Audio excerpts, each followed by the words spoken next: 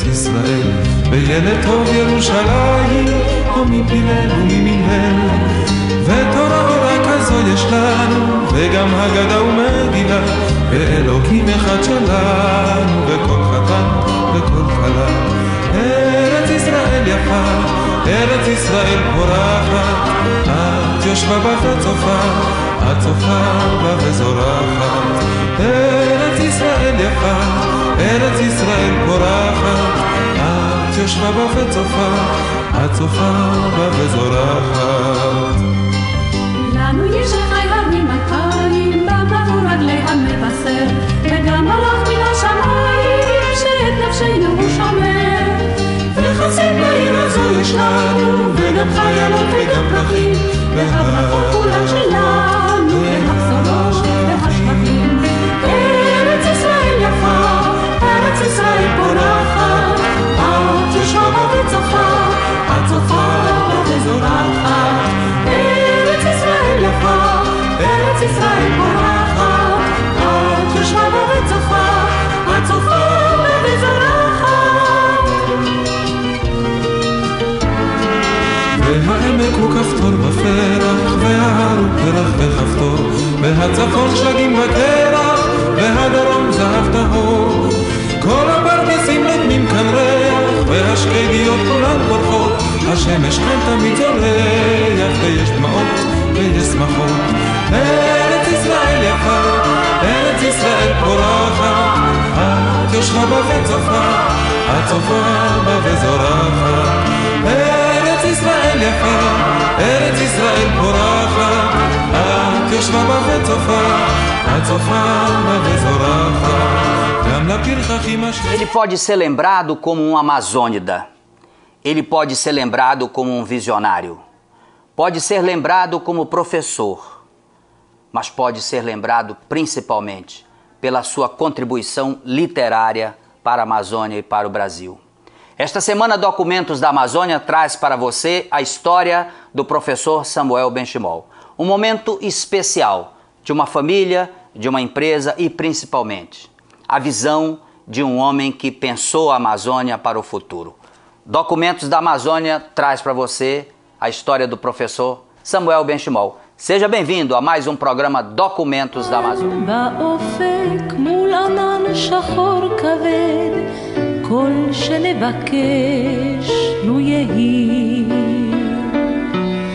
ואם בחלונות הערב אור נרות החג רועד כל שנבקש לו יהי לו יהי לו יהי אנא לו יהי כל שנבקש לו יהי. De uma família que o meu pai era Israel Benchimol e Nina Siqueira Benchimol. Logo após o casamento deles, em 1919, foram para o Seringal, no interior de Porto Velho, que naquele tempo era território federal do Guaporé. Lá viveram muitos anos.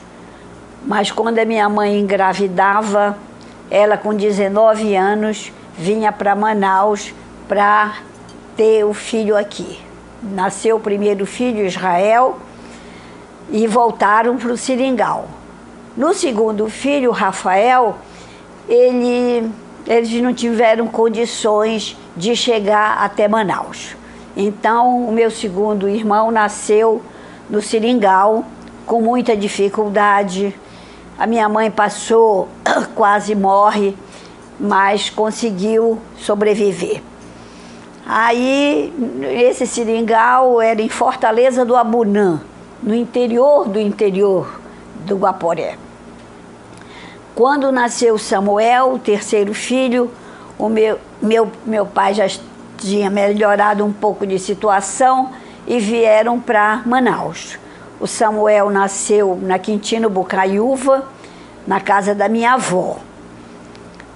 Aí voltaram para o Seringal de novo.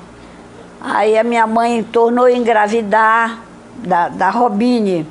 veio para Manaus, teve a Amana aqui em Manaus. Quando chegou a minha vez, a minha mãe disse que não tinha condições de voltar.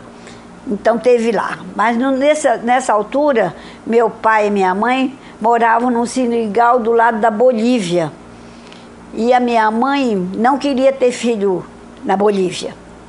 Então pediu que o meu pai construísse uma casa do lado do Brasil, que deu ao meu pai o título de cidadão brasileiro de grande projeção pelo Marechal Rondon.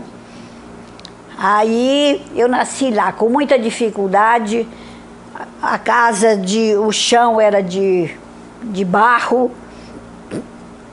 Quando, na hora da minha mãe ter filho, teve que chamar uma parteira do lado da Bolívia, porque do lado do Brasil não tinha nenhum vizinho. Nessa altura, meus irmãos maiores, Israel, Rafael e Samuel, já estavam em idade escolar. Aí minha mãe disse: eu não vou ter filhos seringueiro, meus filhos vão ser doutores. E levou-os para Belém do Pará. E o Samuel sempre se destacou muito como um menino muito inteligente. E a professora mandou chamar a minha avó e a minha mãe no seringal, né? Quando a professora disse: esse menino tem que pular de ano, porque ele é muito inteligente. Eles viveram na casa da minha avó, e o meu tio José Rafael Siqueira é que financiava a escola deles. Até que um dia minha mãe disse para o meu pai, meu pai estava muito doente, e ela disse: agora eu vou me embora. Se tu gostares de mim, tu vais atrás de mim, vai para Belém. Eu vou ver meus filhos. Ela passou 4 anos sem saber notícia nenhuma dos filhos. Meu avô morreu, ela não sabia. Naquele tempo não tinha celular, né? Ele veio atrás. Ele terminou o contrato dele com o patrão dele. Chegou em Belém, meu pai não conseguiu emprego. Meu pai era contador, mas não tinha diploma. Sabia muito bem fazer contabilidade, mas não tinha diploma. Então não conseguiu. Aí ele veio a Manaus, chegou em Manaus, ele conseguiu várias empresas. Felipe Dal, e umas outras empresas, Tadros e Companhia, e ele pegou esses empregos e chamou minha mãe. E nós voltamos para Manaus com a graça de Deus. E aqui estamos até hoje. A nossa família era muito estável, e tanto assim que vivemos numa única casa, na rua 10 de julho, 688, durante toda a nossa vida. E lá tivemos os mesmos vizinhos, e lá vimos a cidade crescer de uma população de pouco mais de 150 mil habitantes para a metrópole que é hoje. Foi uma infância, no meu caso, sempre, como eu falei, marcada pela obsessão de estudar. Esse sempre foi o tom principal, de adquirir conhecimento, sempre a noção de que apenas a informação e o conhecimento pode produzir pessoas melhores e pode assegurar que nós mantenhamos a nossa riqueza, por assim dizer. Então, muito mais ênfase na riqueza humana do que propriamente na riqueza material. E esse foi sempre um tom. Eu me diverti, brinquei muito, mas estudei muito mais do que brinquei na minha infância, e não acho que perdi nada por isso, pelo contrário. A minha lembrança é uma lembrança feliz desse período, como eu falei, de uma família estável, equilibrada, e que a gente teve a tranquilidade para viver naquela Manaus, que era uma Manaus pacata naquela época, muito antes de surgirem as grandes oportunidades da Zona Franca, que veio só a partir de 1967, e com isso beneficiou todas as nossas organizações, não só porque tínhamos também alguns interesses em imóveis, etc., mas também porque criou oportunidades grandes de crescimento para a Bemol e para a Fogás. As empresas já existiam naquela época, mas certamente a Zona Franca de Manaus foi a grande alavanca que permitiu uma nova etapa de crescimento das organizações.